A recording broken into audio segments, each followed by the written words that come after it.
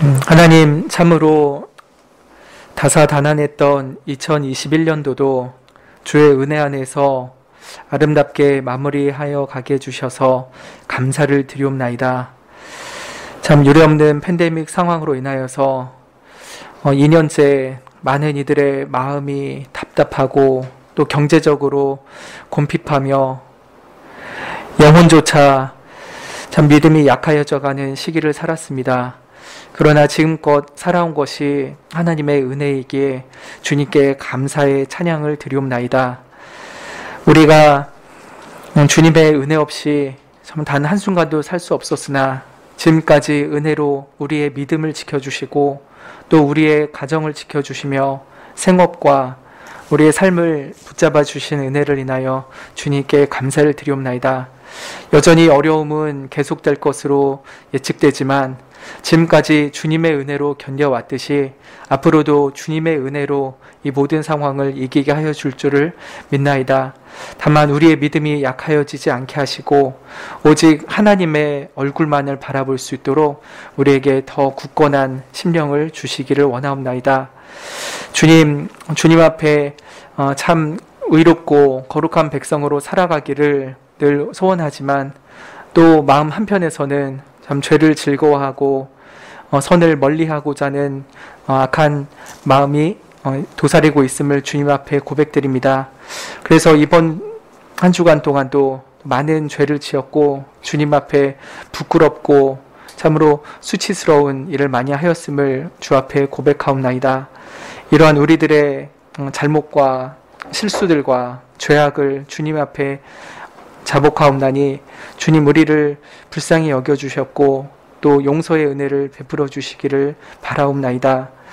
우리가 주 앞에 이렇게 나와 예배드림은 오직 예수 그리스도의 한없는 보혈의 공로를 의지함이오니 주님 이 시간 주 예수 그리스도 안에서 우리의 예배를 받아주시옵고 또 우리의 전 인격 가운데 주님의 큰 사랑을 다시금 새겨주시기를 바라옵나이다. 그래요 나날이 하나님의 사랑 때문에 우리의 믿음이 자라가게 하시고 더욱 예수 그리스도의 형상을 닮아갈 수 있게 은총을 베풀어 주시옵소서. 자, 이 연말에 너무나도 곰핍하고 외롭고 쓸쓸한 이들, 병들고 지치고 절망에 빠져 있는 이들 많이 있습니다. 우리 성도 가운데도 우리들의 이웃 가운데도 많이 있사오니 주님 그들에게도 은혜를 베풀어 주셨고 또 우리에게 능력을 주시는 한 최대한 그분들을 찾아가고 또 섬기고 위로할 수 있도록 은총을 베풀어 주옵소서. 그래야 나날이 우리의 심령이 하나님의 은혜가 무엇인지를 깨달아 주님을 더욱 사랑하고 주님께 영광 돌릴 수 있게 해주시기를 기도하옵나이다. 이 모임 가운데 하나님께서 함께하여 주시기를 원하며 예수님의 이름으로 기도하옵나이다. 아멘.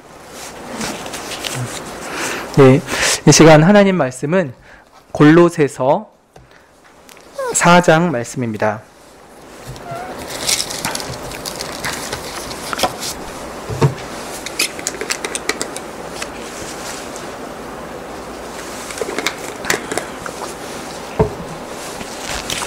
골로새서 4장 10절과 11절 말씀 읽겠습니다.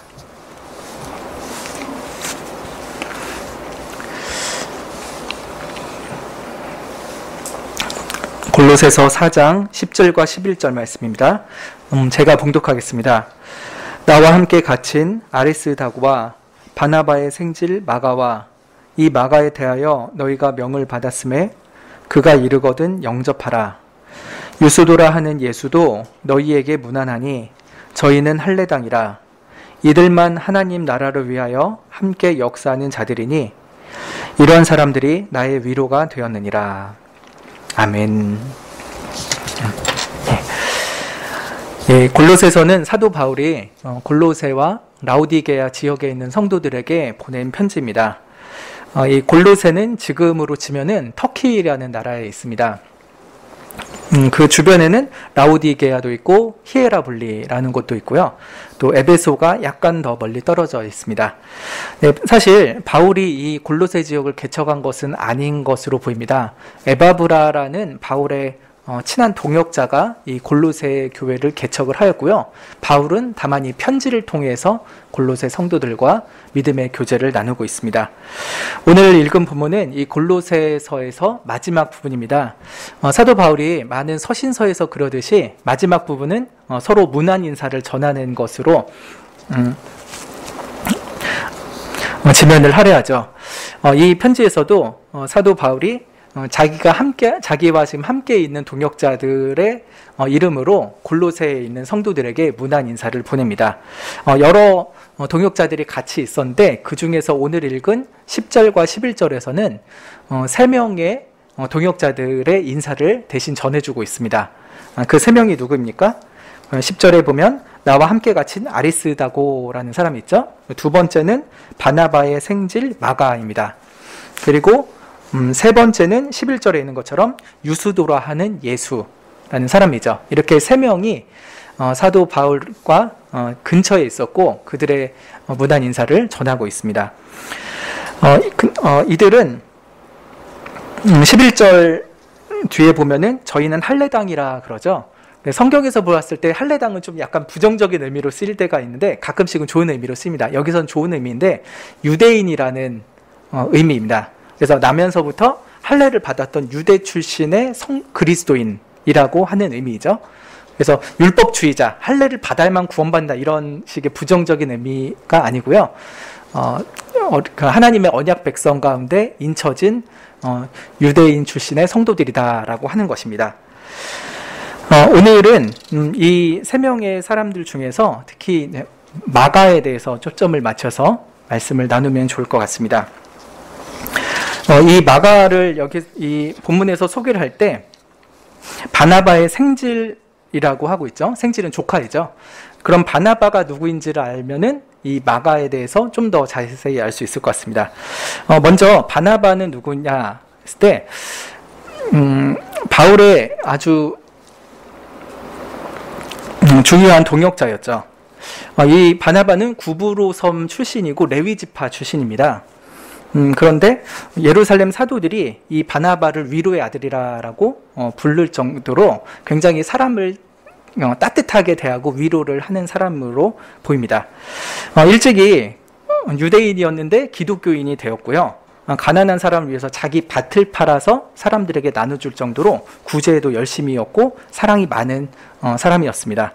네, 이 바나바가 사도 바울의 인생에선 굉장히 중요한 인물입니다. 사도 바울이 다메섹 도상에서 예수님을 만나게 됐죠. 그리고 이제 유대주의자가 아니라 이제는 기독교인으로 회심을 하여서 기독교 공동체 안으로 들어가기를 원했지만 사람들은 바울이 너무나도 무서웠습니다. 옛날에는 기독교인들을 핍박하던 사람이라는 걸 알았으니까. 그런데 이 바나바가 이 바울을 예루살렘에 있는 사도들에게 소개를 해주고 기독교 공동체와 연결해주는 다리 역할을 했던 사람입니다. 그래서 바나바는 바울의 사역에 있어서 가장 첫 번째로 중요한 인물이라고 할 수 있겠죠. 그리고 이제 이 바울은 바나바와 함께 안디옥 교회에서 사역을 했습니다. 같이 동사 목사처럼 사역을 했죠. 그리고 무엇보다 1차 전도 여행을 이 바나바와 함께 다녔습니다. 그래서 바울의 초기 사역에 있어서 이 바나바는 없어서는 안 될 매우 중요한 인물이었죠. 또 1차 전도 여행 끝나고서 바울은 이 바나바와 함께 예루살렘 총회도 갔었습니다. 그래서 이방인들도 할례 받지 않아도 그리스도를 믿으면은 모두 구원받는다라고 하는 총회의 결정을 확인받고 또 그것을 다른 이방인 교회에 전파하러 다니게 되었죠. 이렇게 바울에게는 바나바라는 동역자는 매우 소중한 존재입니다. 그러면은 마가는 누구입니까? 이 바나바의 조카라고 하였죠. 이 마가는 사실 더 앞에는 예수님과도 연결되어 있는 인물입니다. 마가는 예루살렘에 살던 마리아라는 사람의 아들입니다. 마리아라는 이름이 굉장히 많죠. 근데 그 중에 이제 한 마리아인데 마리아의 아들이었습니다. 그리고 이 마가의 집이 그 예수님 당시 때부터 매우 중요한 초대교회의 모임 장소였습니다. 예를 들면은 이 마가의 다락방에서 예수님의 제자들이 소위 최후의 만찬, 즉 성만찬을 했던 것으로 보입니다.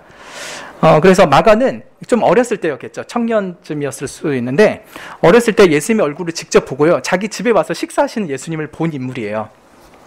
그리고 예수님의 죽으심과 부활의 그 현장 가운데 있었던 인물이기도 하죠. 오순절 성령 강림 사건도 아마 이 마가의 집의 다락방에서 일어났던 것으로 보입니다. 그리고 베드로가 잡혔다가 감옥에서 천사에 의해서 이렇게 풀려난 적이 있었잖아요. 그리고 처음으로 찾아간 집이 바로 이 마가의 집이었습니다. 그래서 이 마가는 일찍이 예수님 그리고 예수님의 12제자 또 성령 강림 사건에 있었던 120명의 사도들 120명의 제자들과도 굉장히 중요한 관계를 맺고 있는 인물이었죠. 그런데 이 바울 그리고 바나바 마가에게 중요한 일이 있었습니다. 이들이 같이 1차 전도 여행을 가게 된 것이었죠. 아마 이 마가는 그 1차 전도 여행 때 나이가 한 30대 후반에서 40대 초반 정도 되지 않았을까 싶습니다. 왜냐하면 예수님이 돌아가실 때쯤에 청년이었다고 하잖아요.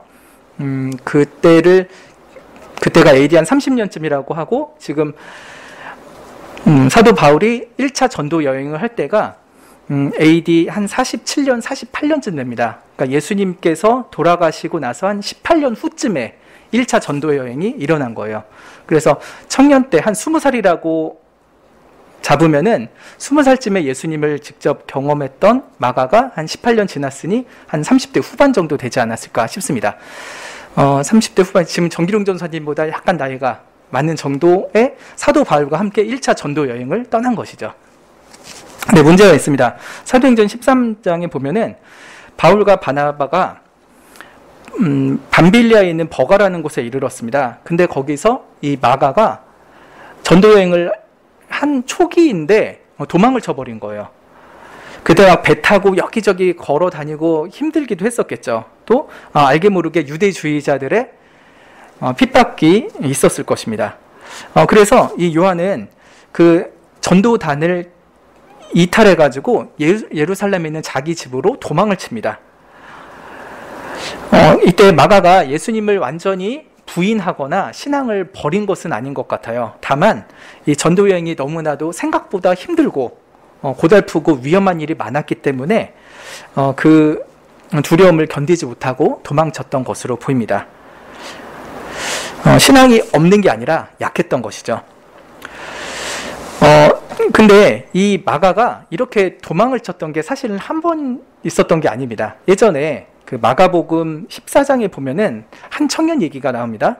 겟세마네 동산에서 예수님이 이제 잡혔을 때 이런 말씀이 있습니다. 한 청년이 벗은 몸에 배 호디브를 두르고 예수를 따라오다가 무리에게 잡힘에 배 호디브를 버리고 벗은 몸으로 도망했다 라고 하는데, 이 마가복음에 나타난 이 한 청년이 누구냐 했을 때 많은 주석자들은 이게 마가 자신일 것이라고 합니다. 그러니까 마가는요, 이게 이력이 있는 거예요. 예수님 잡혔을 때도 나도 잡히면 안 되겠다 해가지고 입었던 그 혼이불까지도 벗어 던지고 걸음 하나 살을 하면서 막 내뺐었죠. 그 마가가 청년 때 한번 이렇게 크게 믿음의 두려움을 가지고 도망친 적이 있었습니다. 근데 30대 후반이 되어서 사도 바울과 1차 전도 여행을 떠났는데 또 비슷한 일을 한 거예요. 청년 때는 예수님이 어떤 분인지 사실은 잘 모를 수도 있고요. 좀 철이 없을 수도 있고 믿음이 약했을 수도 있겠죠. 그런데 이제는 30대 후반, 40대 정도 됐을 수도 있으니까, 그리고 시간이 꽤 오래 흘렸잖아요. 예수님이 어떤 분이신지, 예수님이 죽음에서 살아나시고 그의 성도들에게 베푸신 그 구원의 큰 일이 무엇인지를 깊이 알고 있을 만한 때입니다. 그런데도 이렇게 도망을 쳤으니 사실 마가 자신이 제일 힘들지 않았을까 싶어요. 그래, 내가 어렸을 때도 젊었을 때도 두려움 때문에 도망쳤었는데 이렇게 나이가 어느 정도 먹었는데도 이렇게 또 도망치다니, 나란 사람은 도대체 무엇인가. 예수님은 나를 위해서 그 십자가에서 매달려서 죽임을 당하셨는데 나는 내 목숨 살리겠다고 이렇게 또다시 도망을 치고 있으니 내가 봐도 내가 너무 한심하다 하면서 그래도 그러면서 도망을 쳤을 것 같아요. 참, 우리도 이런 경험들이 종종 있죠. 나는 이렇게 믿음이 자란 것 같고 신앙생활 한 지 몇십 년이나 흘렀는데 왜 이렇게 크게 변하지 않는 것 같은가? 나는 왜 이렇게 못났는가? 하나님 앞에 왜 이다지도 못난이 성도일까? 그런 마음이 들 때도 있습니다. 아마 마가가 그런 마음으로 도망을 쳤을 거예요. 근데 어쨌든 이 마가의 도주 사건은 그냥 한 사람의 일탈로 끝나지 않았습니다. 그 나비 효과라고 하잖아요. 작은 나비의 날개의 펄럭임이 지구 다른 쪽에서 폭풍을 부르듯이요. 이 마가가 했던 작은 일탈이 나중에 굉장히 큰 폭풍을 몰고 옵니다. 그건 뭐냐면 바나바와 바울 사이에 큰 싸움을 만들게 된 것이었습니다. 무엇이냐면 1차 전도 여행에서 마가가 도망을 쳤죠. 그래도 사도 바울과 바나바는 같이 동역을 잘 하고 돌아왔습니다. 그리고 이제 그 1차 전도 여행이 끝나고 2년쯤이 지났는데 사도 바울이 2차 전도 여행을 떠나자고 바나바한테 제안을 합니다. 바나바, 우리 1차 전도 여행 때 개척했던 교회들 성도님들 좀 다시 돌아보고 또 가능하면은 다른 새로운 지역들도 개척을 해봅시다 라고 했죠. 바나바가 좋습니다. 너무 좋은 생각입니다. 저도 그렇게 기도하고 있었습니다. 그랬죠. 근데 문제는 바나바의 한 말이었어요. 네, 바울, 근데 예전에 갔던 우리 마가 다시 데려가면 어떨까요? 제안을 한 것이죠. 아마 바나바는 자기의 조카이니까 좀 더 그 정이 있어서 그럴 수도 있지만요. 바나바가 그렇게 얄팍한 인간적인 정으로만 움직이는 않았을 것입니다. 아마 마가에게서 마가가 깊이 회개하고 또 어느 정도 하나님의 은혜로 강건해져서 선교 여행을 감당할 만한 성장을 이루었다고 판단했을 것 같아요. 그런데 바울은 이 마가에 대한 판단이 전혀 달랐습니다. 아니, 그 밤빌리아에서 도망쳤던 마가를 다시 데리고 가자고? 그건 옳지 않습니다. 라고 했죠. 바나바는 그런 바울의 말에 좀 서운했을 겁니다. 바울 너무 가혹한 건 아닙니까? 누구나 실수할 수 있는 거 아닙니까? 젊었을 때 그럴 수 있죠. 마가가 이제 충분히 회개했고 이전보다 훨씬 신실해졌으니 다시 기회를 줍시다. 라고 말하죠. 바울은 응수합니다. 당신 너무 아니랍니다. 이 중요한 전도 사역에서 소명의식도 부족하고 불충성스럽고 비겁했던 마가를 다시 데려가자고요? 지금은 회개했다 치더라도 다시 도망치지 않는다는 법이 어디 있습니까? 그러면은 하나님 나라 복음 사역에 큰 누를 끼치게 될 것입니다. 라고 팽팽히 맞섰죠. 바나바는 마가를 꼭 데려가자. 바울은 마가를 절대 데려가면 안 된다. 라고 합니다. 둘이 의견이 계속 평행선을 달리고 결국 심히 다투고도 이 의견 차이를 좁히질 못했습니다. 결국은 둘이 갈라서기로 합니다.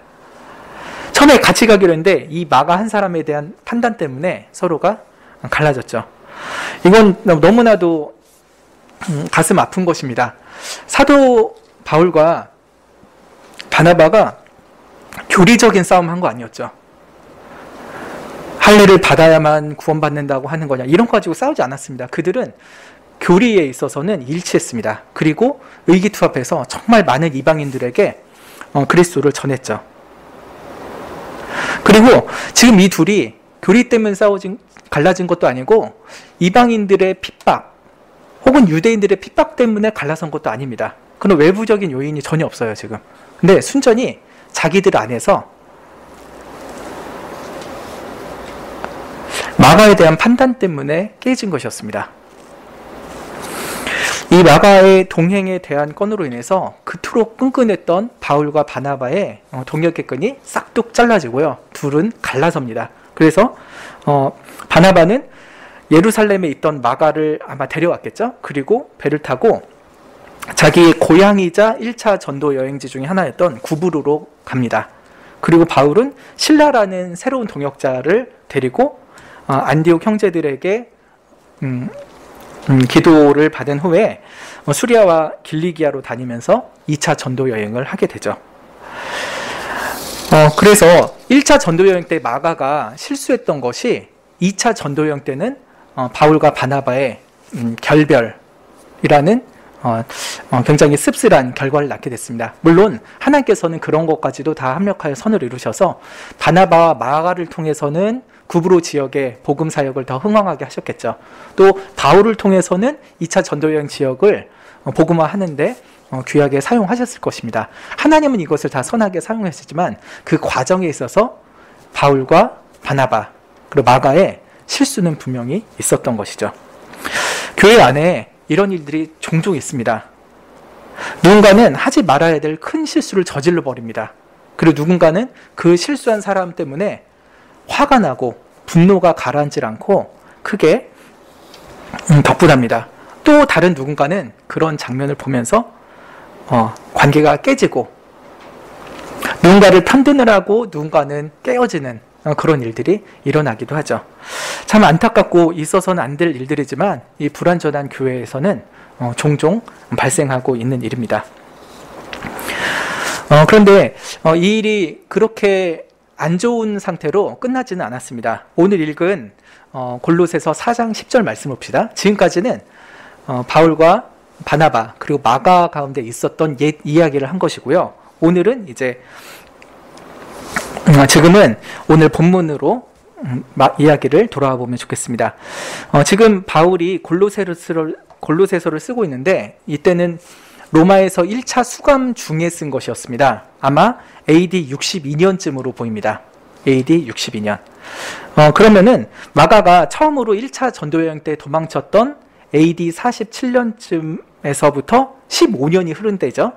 그리고 바나바와 2차 전도여행 직전에 헤어졌던 때로부터 AD 50년으로부터 한 12년 정도가 흐른 때입니다. 그러니까 10년이 훨씬 넘은 상태에서 이 골로새서를 쓰고 있는 것을 유념해 두시면 좋겠습니다. 근데 바울은 지금 이 마가에 대해서 뭐라고 말을 하고 있습니까?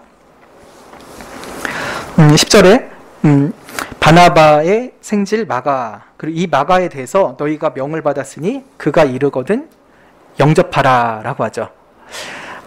아마 마가가 지금은 이 바울 근처에서 지내고 있는데 골로새 성도들에게 갈 예정이었던 것 같습니다. 골로새 당신들에게 이 마가를 보낼 터이니 마가가 도착하면은 잘 영접해 주십시오 라고 부탁을 하는 것입니다. 마가에 대한 기분이 풀렸기 때문이겠죠. 마가를 좋은 사람으로 생각하고 이렇게 천구하고 있는 것입니다. 그리고 11절 하반절에 보면은 이들만 하나님 나라를 위하여 함께 역사하는 자들이니 이런 사람들이 나의 위로가 되었느니라 라고 하죠. 아까 봤던 것처럼 3명의 인물을 다 말하고 있는 것인데 그 중에 마가도 포함되어 있습니다. 마가를 찝어서만 보자면 뭡니까? 이 마가는 하나님 나라를 위해서 나와 함께 동역하는 사람입니다. 그리고 이 마가는 나의 위로입니다 라고 말하게 된 것이죠. 처음 마가가 도망친 이후 또 바나바와 싸운 이후로 한 10몇 년이 지난 지금은 사도 바울이 마가와 관계를 회복했다는 것을 명백히 알 수 있습니다. 그 10몇 년의 사이 동안에 무슨 일이 있었기 때문에 이렇게 됐을까요? 바나바는 AD 50년에 구브로에 마가를 데리고 다니면서 마가가 정말 변했구나. 1차 전도여행 때는 도망쳤는데 이렇게 나와 함께 다시 전도여행을 할 때 보니까 정말 하나님께서 이 마가를 놀랍게 변화시켰구나 하는 것을 목도했을 것입니다. 바나바가 마가를 봐도 굉장히 많이 성숙해졌어요. 그리고 마가가 자기가 자기를 볼 때도 하나님의 은혜로 자기가 많이 변한 것을 알 수 있었겠죠. 예전 같았으면 예수님 때 도망쳤던 것처럼 또 1차 전도여행 때처럼 도망칠 법한데 도망치지 않고요. 바나바와 사역을 잘 감당하고 있습니다. 하나님, 제가 예전 같으면은 무서워서 도망치고요. 힘들다고 내뺐을 텐데 지금 이렇게 바나바와 함께 이 사역들을 잘 감당하게 해주셔서 감사합니다. 나의 나된 것은 다 하나님의 은혜입니다 라고 하는 마음으로 이 마가도 자신의 사역을 잘 감당했을 것입니다.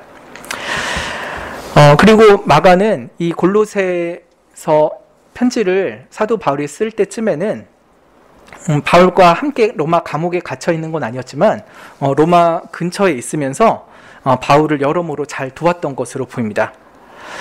하나님은 이 마가 속에서 놀라운 일을 이루신 것입니다.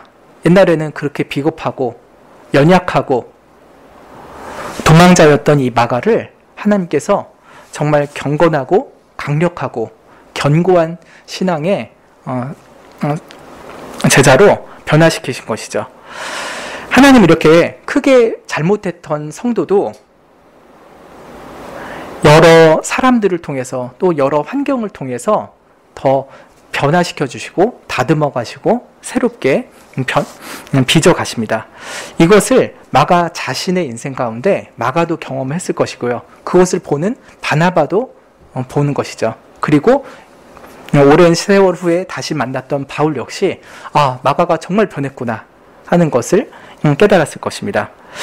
이렇게 바울이 이제는 마가와 화해를 하였고 마가에 대한 사랑의 경험이 있기 때문에 골로새서 3장 말씀을 골로새 성도들에게 더욱 자신 있게 가르쳤을 것으로 보입니다. 골로새서 3장 말씀을 좀 보면 좋을 것 같습니다. 골로새서 3장은 성도의 성화를 강조하는 부분입니다. 골로새 성도들이요, 하나님 앞에 거룩하게 산다는 것은 이런 것입니다를 사도 바울이 알려낸 것입니다. 그런데 골로새서 3장 1절부터 보면은 그 성도의 거룩함을 그리스도의 연합에서 찾습니다. 그래서 너희가 그리스도와 함께 다시 살리심을 받았으면 위의 것을 찾으라 라고 말하죠. 그리스도와 함께 옛사람이 죽었고 이제는 그리스도와 함께 새 사람으로 사니 너희들 이 땅에 있는 것들을 버리고 위의 것을 찾으며 살아야 된다라고 가르치고 있습니다. 특별히 9절부터 보면 좋겠는데요. 이 성화에 대한 가르침에 있어서 옛사람과 새사람의 대조를 합니다. 9절, 너희가 서로 거짓말을 말하라. 옛사람과 그 행위를 벗어버려라. 새 사람을 입었으니 이는 자기를 창조하신 자의 형상을 좇아 지식에까지 새롭게 하심을 받는 자니라 라고 합니다. 너희들이 이제 옛사람 아니다, 새 사람이다. 그러니 하나님의 형상을 좇는 자들이고 그 지식에까지 새롭게 함을 받은 사람들이 바로 여러분입니다 라고 말하고 있는 것이죠. 근데 여기서 새 사람에게는 지식이 새로워진다는 것에 주목하면 좋겠습니다. 하나님의 구원을 받고 그리스도 안에서 새 사람이 된 사람은 지식이 새로워진다고 하는 거예요. 근데 무슨 지식이 새로워진다는 거겠습니까? 갑자기 공부 못하던 사람이 수학을 잘하고 그렇게 된다는 거는 아니겠죠. 이것은 뭐냐면 하나님을 아는 지식이 새로워진다. 그리고 하나님 안에서 그리스도의 복음의 내용이 새롭게 깨달아진다라고 하는 것입니다. 그래서 새 사람은 하나님이 누구신가를 더 새롭게 깊이 깨닫게 되는 사람을 의미하죠. 그러면서 이 새 사람답게 살아가는 것을 좀 더 구체적으로 권할 때 12절부터 이런 말합니다. 그러므로라고 하죠. 새 사람이 되었고 하나님을 아는 지식이 새로워진 너희들이라면 이라고 하면서 12절에 시작이 되는 거예요. 읽어보면요. 네, 우리 함께 12절부터 15절 말씀까지 읽어보면 좋겠습니다. 3장 12절부터 15절 같이 읽겠습니다. 시작. 그러므로 너희는 하나님의 택하신 거룩하고 사랑하신 자처럼 긍휼과 자비와 겸손과 온유와 오래 참음을 옷 입고 누가 네게 혐의가 있거든 서로 용납하여 피차 용서하되 주께서 너희를 용서하신 것과 같이 너희도 그리하고 이 모든 것 위에 사랑을 더하라.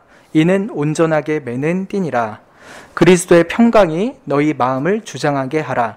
평강을 위하여 너희가 한 몸으로 부르심을 받았나니 또한 너희는 감사하는 자가 되라. 예. 지식에까지 새롭게 된 새 사람이라면 이렇게 살아야 된다라고 가르치고 있죠. 그것은 하나님께 택함을 받고 거룩해지고 사랑을 받은 자답게 살라라고 하는 것입니다. 근데 이 하나님의 택하심, 거룩하게 하심, 사랑하심은 우리들의 공로가 아니죠. 그죠? 죄인들에게 값없이 베푸시는 하나님의 전적인 은혜입니다. 하나님께서 은혜로 택하시고 은혜로 사랑하시고 은혜로 거룩하게 하시는 것이죠. 그런 은혜를 너희들이 받고 산다면 이라고 하는 것이죠. 그럼 어떻게 살아야 되는가? 긍휼과 자비와 겸손과 온유와 오래 참음을 옷 입어라. 너희들이 긍휼히 여기고 자비롭게 살고 겸손하고 온유하고 오래 참으면서 살아라 라고 하는 것입니다. 그리고 이것이 좀 더 구체적인 상황에서는 13절처럼 말하는데요. 누가 네게 혐의가 있거든, 이 혐의가 있다는 것은 불만이 있다라고 생각하시면 될 것 같습니다. 누가 누군가에게 불만이 있으면은 그래도 서로 용납하고 피차 용서해라 라고 하죠. 주께서 너희를 용서하신 것 같이 너희도 용서해라 라고 말하는 것입니다. 이것이 바로 지식에까지 새롭게 된 새 사람의 삶이 무엇인가를 알려주는 것이죠. 하나님은 어떠신 분이냐? 우리에게 긍휼을 베푸신 하나님, 우리에게 자비로우신 하나님, 우리에게 온유하신 하나님, 우리에게 겸손하신 하나님, 우리에게 오래 참으시는 하나님이시다. 그러면은 우리가 그 하나님의 사랑을 받고 용서를 받았다면은 우리가 서로를 사랑하고 용서하는 것이 마땅하지 않겠는가라고 사도 바울이 알리고 있는 것입니다. 이것이 지식에까지 새롭게 함을 받은 새 사람의 삶인 것이죠. 아마 사도 바울이 자신의 인생 가운데 하나님이 그렇게 하셨음을 먼저 깊이 깨달았을 것입니다. 하나님이 나 같은 죄인을 구원하시고 다 용서해 주셨지. 나는 예수 그리스도를 핍박하러 다녔는데 오히려 하나님은 나를 찾아내시고 나를 구원하시고 주의 거룩한 복음을 전할 수 있는 사도로까지 세워주셨지 하면서 자신을 구원하신 하나님을 아는 지식이 깊어지면 깊어질수록 더욱 겸손해졌습니다. 그래서 잘 아시는 것처럼 사도 바울이 자기에 대해서 하는 말이 점점 달라지잖아요. 처음에는 사도 중에 가장 작은 자라고 말하는데요. 그 다음에는 모든 성도 중에서도 지극히 작은 자라고 말합니다. 하나님의 사랑을 알수록, 하나님을 아는 지식이 깊어질수록 얼마나 자기가 작은 자였는지를 더 깊이 깨달아가는 것이죠. 그래서 나중에는 나는 죄인 중에 괴수다라고 고백하기까지 되는 것입니다. 지식에까지 새롭게 함을 받은 새 사람, 하나님이 어떤 분이신지를 아는 지식이 새로워지고요. 내가 어떤 사람인가를 아는 지식이 새로워집니다. 그리고 그러한 지식 속에서 하나님이 마가도 그렇게 실수하고 도망쳤지만 하나님은 마가도 사랑하셨지. 나도 실수했는데 나를 사랑해 주셨고 마가도 실수했는데 마가도 사랑해 주신 하나님이시구나.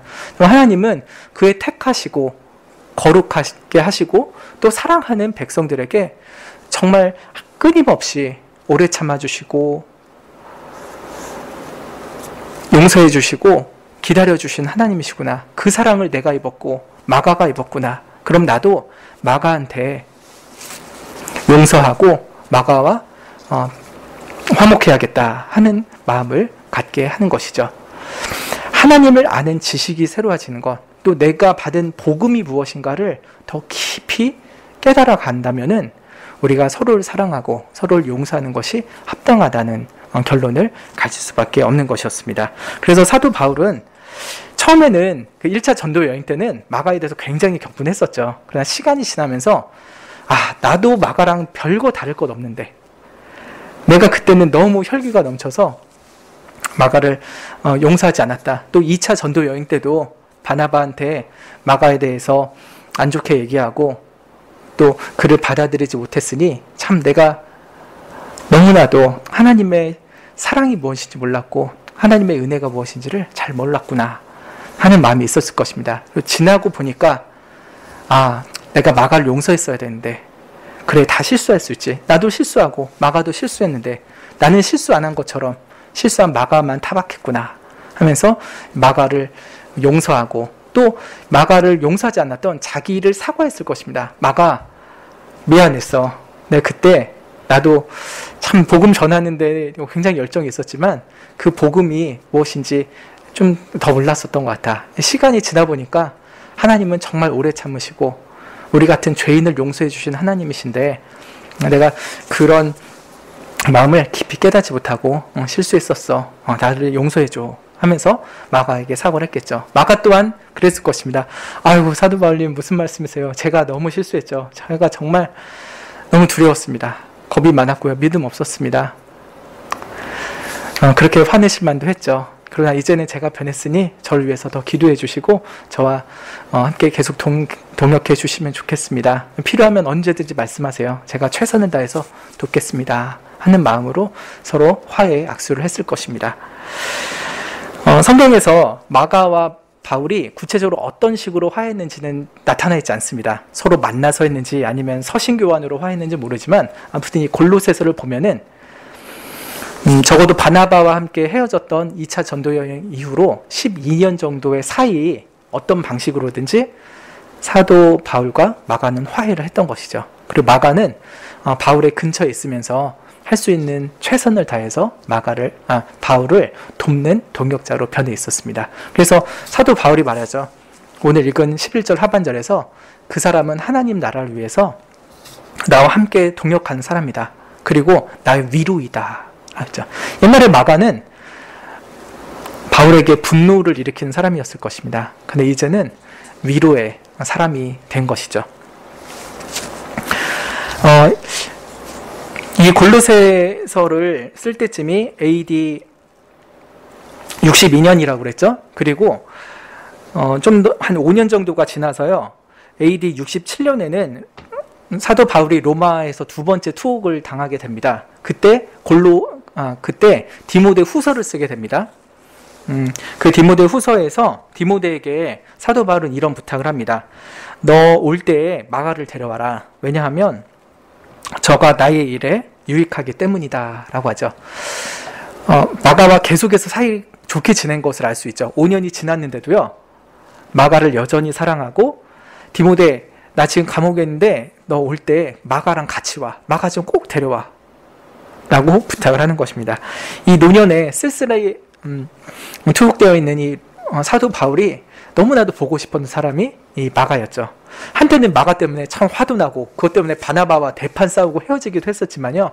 시간이 지나고 보니까 마가가 너무 하나님의 은혜를 많이 받았고 하나님께서 마가를 변화시킨 것을 사도 바울도 깊이 깨닫게 되었죠. 그래서 하나님께서 마가를 이렇게 사랑하신데 나도 사랑해야지. 하나님께서 마가를 용서하니 나도 용서해야지. 하나님께서 마가를 복음 사역에 사용하시는데 나도 마가와 동역해야지 하면서 계속해서 마가와 깊은 교제와 동역을 이어갔던 것을 보게 됩니다. 우리 성도들 간에도요. 심하게 불편했던 관계가 생길 때도 있습니다. 참 누구나 실수할 수 있고 또 잘못할 수 있죠. 그러나 놀라운 것은요. 하나님께서는 나도 변화시키시고 상대방도 변화시켜 가신다는 것입니다.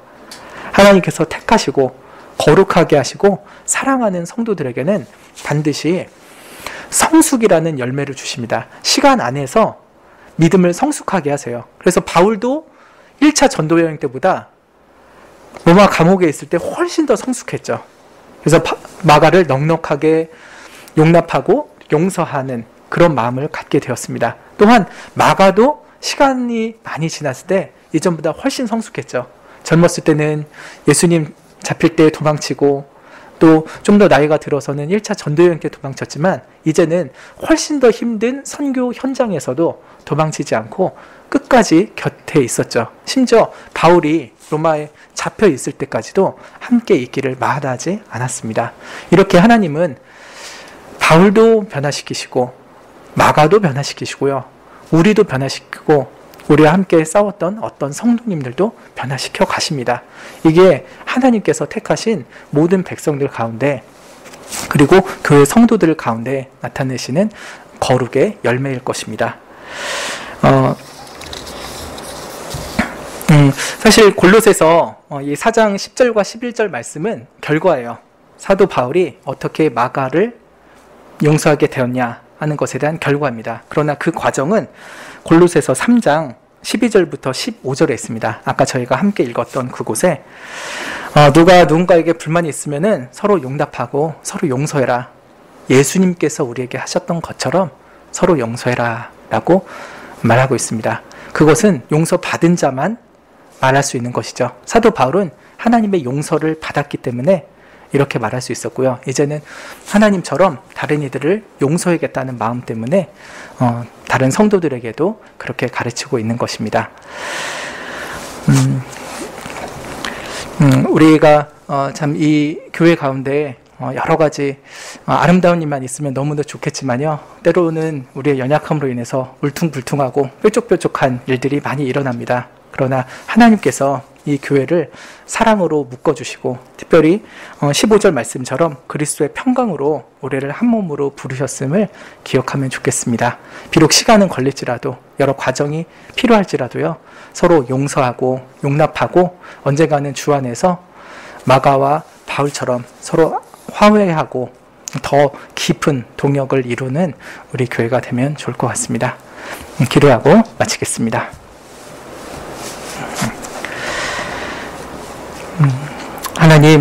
하나님은 우리 같은 죄인들을 구원하사 우리 속에 옛사람을 죽이시고 새 사람으로 다시 태어나게 해주셨습니다.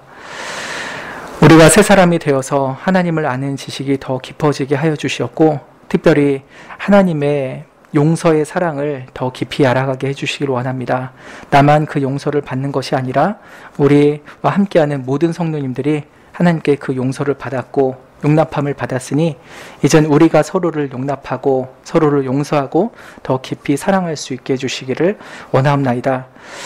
참 한 교회에 있으면서도 여러모로 불편한 마음이 생기기도 하고 몇 가지 사건들로 인해서 관계가 삐뚤어지기도 하지만 하나님 우리들 가운데 하나님의 사랑을 다시금 알게 하여 주시옵고 또 서로를 하나님의 사랑으로 용서하고 섬길 수 있는 더욱 성숙한 교회가 되어갈 수 있도록 은혜 주시기를 원합니다.